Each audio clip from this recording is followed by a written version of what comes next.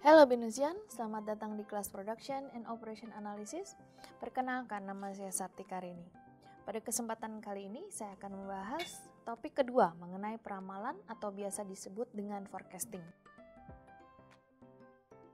Di mana learning outcome dari mata kuliah ini adalah agar mahasiswa mengerti konsep peramalan yang bisa diaplikasikan di lapangan.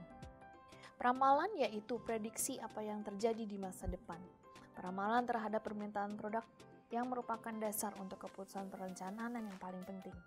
Keputusan perencanaan mengenai penjadwalan, persediaan, produksi, tata letak fasilitas, desain, tenaga kerja, distribusi, pembelian, dan sebagainya adalah fungsi dari permintaan pelanggan. Peramalan merupakan rencana strategis yang dilakukan oleh manajemen puncak didasarkan pada perkiraan jenis produk yang dibutuhkan konsumen di masa depan yang dapat terukur dan akurat. Faktor yang mempengaruhi peramalan yaitu meningkatkan kompleksitas organisasi dan lingkungan, meningkatkan ukuran organisasi secara bobot dan kepentingan suatu keputusan untuk meningkat pula. Lingkungan dari kebanyakan organisasi telah berubah dengan cepat sehingga pengambilan keputusan harus lebih sistematis dan melibatkan justifikasi tindakan individu secara eksplisit.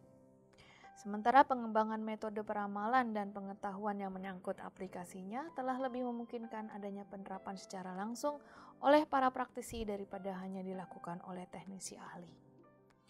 Peramalan merupakan perkiraan permintaan produk di mana menentukan berapa banyak persediaan yang dibutuhkan, berapa banyak produk yang akan dibuat, berapa banyak bahan yang akan dibeli dari pemasok untuk memenuhi kebutuhan pelanggan yang bisa diperkirakan. Peramalan merupakan jenis peramalan yang tergantung pada jangka waktu peramalan itu sendiri. Faktor-faktor yang menentukan hasil yang sebenarnya, tipe pola data, dan berbagai aspek lainnya. Berdasarkan sifat teknis peramalan, dibagi menjadi dua, yaitu peramalan kualitatif dan peramalan kuantitatif. Untuk peramalan kualitatif, peramalan yang didasarkan oleh masa lalu, yaitu hasil peramalan yang dibuat sangat tergantung pada orang yang menyusunnya. Ditentukan berdasarkan pemikiran yang bersifat intuisi, pendapat dan pengetahuan serta pengalaman dari penyusunnya. Dibagi menjadi metode eksploratoris dan metode normatif. Sementara untuk peramalan kuantitatif adalah peramalan didasarkan atas data kuantitatif masa lalu, sangat beragam dan dikembangkan dari berbagai jenis untuk berbagai maksud pula. Hasil peramalan yang dibuat sangat tergantung pada metode yang digunakan dalam peramalan. Dengan metode yang berbeda, akan diperoleh hasil peramalan yang berbeda-beda pula.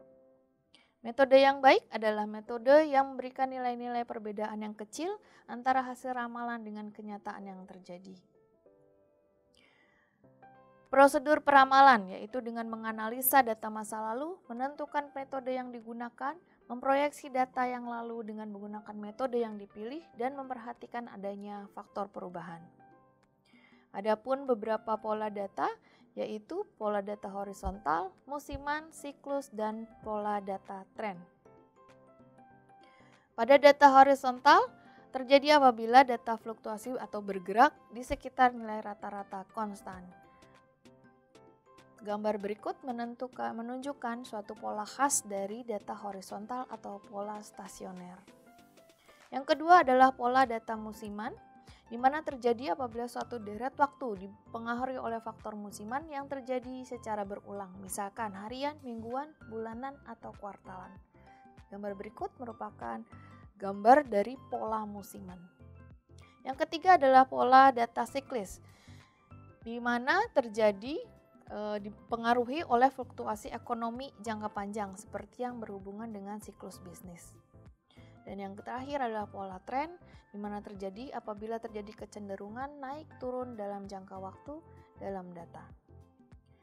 Metode-metode peramalan yaitu cara memperkirakan secara kuantitatif apa yang akan terjadi di masa depan berdasarkan data-data masa lalu.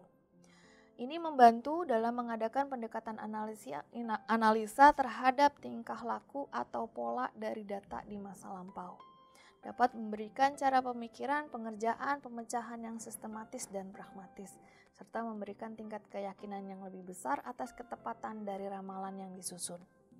Jenis-jenis metode peramalan secara garis besar tadi sudah disampaikan, yaitu kuantitatif dan kualitatif. Secara kuantitatif tadi ada kita metode kausal dan time series. Ya. Metode peramalan secara regresi atau kausal, metode peramalan didasarkan atas penggunaan analisa hubungan antar variabel. Mengasumsikan bahwa faktor yang diramalkan menunjukkan suatu hubungan sebab akibat dengan satu atau lebih variabel bebas. Menentukan bentuk hubungan tersebut dan menggunakan untuk meramalkan nilai mendatang dari variabel tidak bebas. Metode peramalan atau regresi atau kausal terdiri dari 3, yaitu regresi, ekonometri, dan input-output. Sementara untuk peramalan kuantitatif, ada metode peramalan deret atau time series. Metode time series terdiri dari metode dekomposisi, moving average, dan juga model proyeksi tren dengan regresi linear. Baik Binusian, demikian sedikit penjelasan mengenai topik kedua kita mengenai forecasting atau peramalan. Semoga dapat dimengerti, dipahami, dan juga bermanfaat. Terima kasih.